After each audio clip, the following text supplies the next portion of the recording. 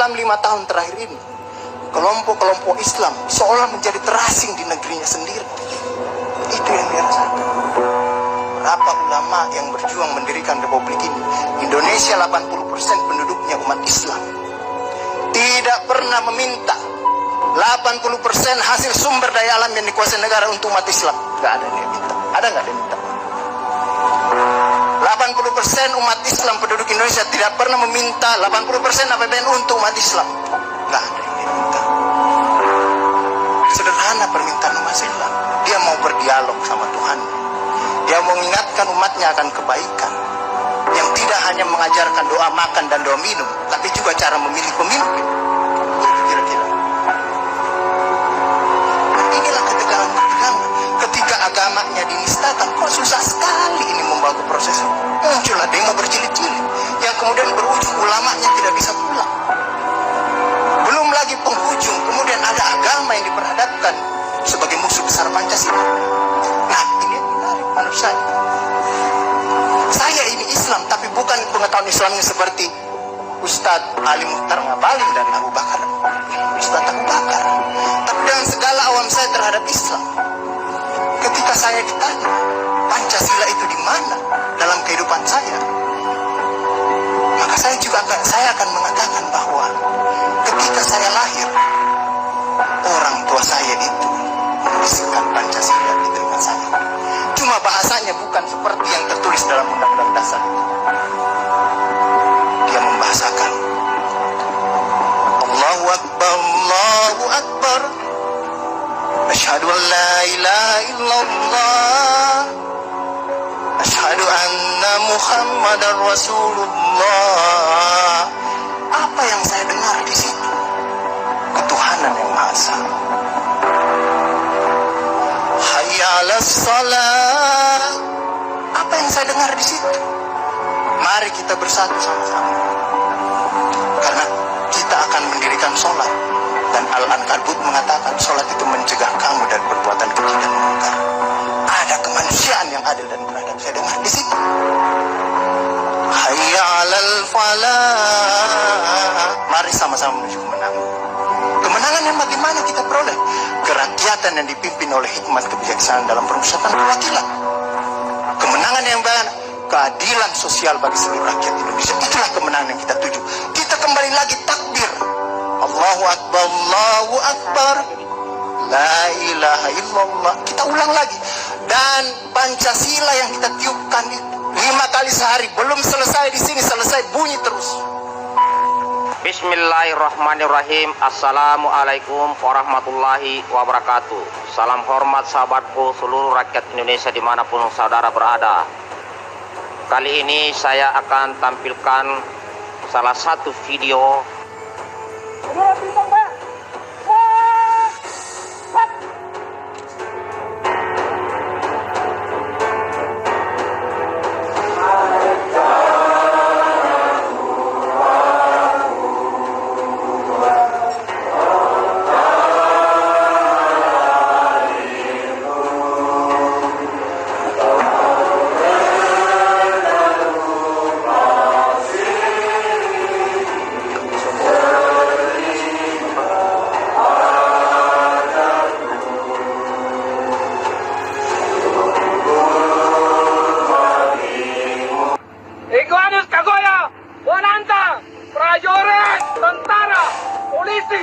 pasukan Raider, pasukan Kostrad, pasukan Kopassus untuk datang ke sini.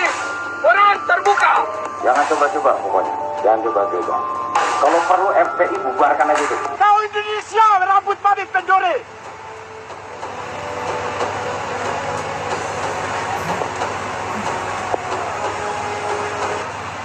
Mantan Kasat mengatakan, TNI yang garang di kota, di hutan jadi kucing.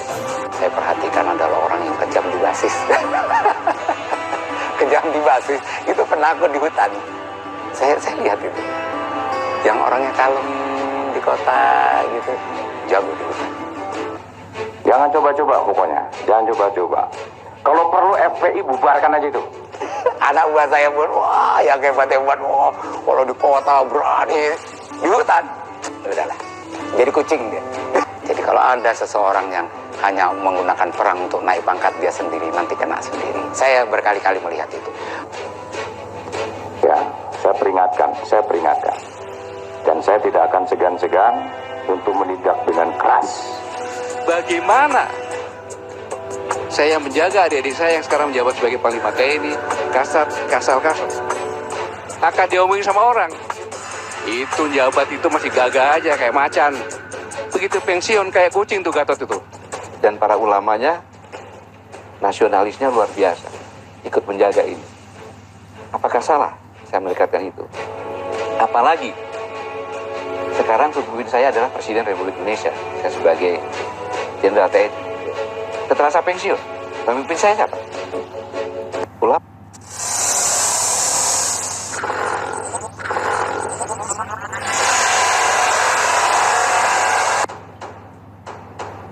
Dudung ancam tangkap pemasangan kembali baliho Habib Rizik.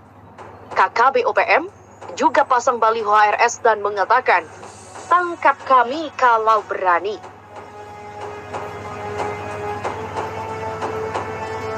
Panglima Kodam Jayakarta atau Pangdam Jaya TNI Mayor Jenderal Dudung Abdurrahman bakal menangkap para pihak yang kembali memasang baliho bergambar pemimpin FPI Rizik Syihab. Dudung menyebut tindakan tegas tersebut tak hanya menyasar pemasangan baliho Rizik, tetapi baliho ilegal lainnya di wilayah Jakarta dan sekitarnya.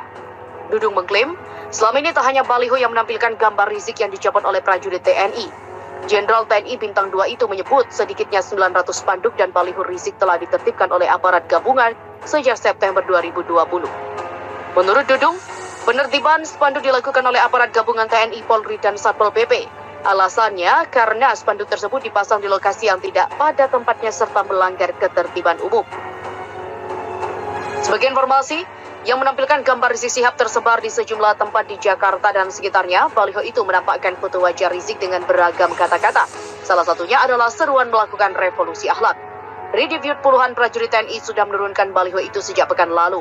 Namun, pencopotan baliho Rizik oleh prajurit TNI menuai kritik. TNI dianggap menyalahi tupoksinya sebagai alat pertahanan negara.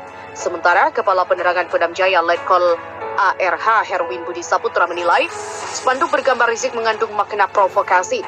Dia merujuk pada spanduk Rizik yang bertulis seruan kepada umat agar melakukan revolusi akhlak.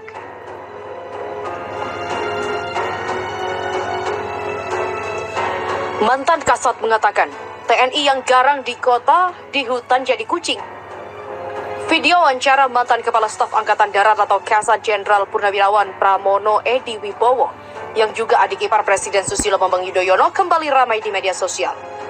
Video berisi soal tipe-tipe anak buahnya kembali diviralkan lantaran mengomentari sikap Pangdam Jaya Maijen Dudung Abdurrahman yang begitu lantang memerintahkan anak buahnya untuk mencopot baliho Imam Besar FPI Habib Rizik Syihab.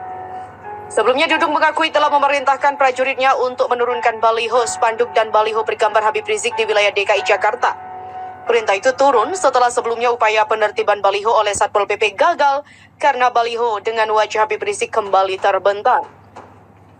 Dilihat pada Senin 23 November 2020 di YouTube channel Pramono Edi Wibowo itu ditayangkan sekitar 6 tahun yang lalu dan ditonton sekitar 34.000. Dalam ceritanya, Pramono mengatakan ada tipikal anak buah yang berani di kota dan takut di hutan. Biasanya jika orang yang takutnya terlalu tinggi, saya perhatikan adalah orang yang kejam di basis dan itu penakut di hutan. Yang orangnya kalem di kota, jago di hutan, berani. Kalau orangnya kayak jeger negeri di kota, saya perhatikan penakut di hutan. Di Lazada, murah nampol tiap hari. Jutaan pilihan, murahnya Di hutan. Anak buah saya yang hebat-hebat kalau di kota berani, di hutan jadi kucing dia. Pramono menambahkan dia mengenal anak buahnya cukup detail. Hal itu lantaran sejak lulus dari Akabri 1980 dengan pangkat Letnan 2. Pramono ditugaskan ke Timur-Timur. Di sana dia ditugaskan selama 7 tahun hingga pangkatnya Letnan Kolonel.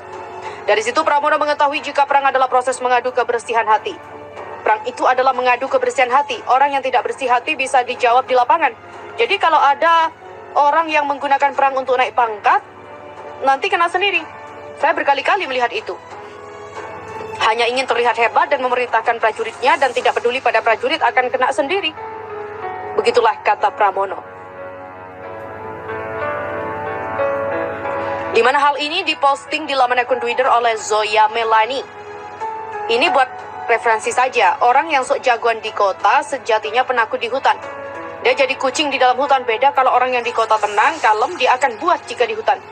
Saya tidak menyinggung Pangdam Jaya, tapi silahkan Anda simpulkan sendiri mirip siapa. Di mana Zoya Melani ini juga menyertakan sebuah video. Dan postingannya telah ditonton sebanyak 46.000 kali oleh netizen dan disukai sebanyak 159.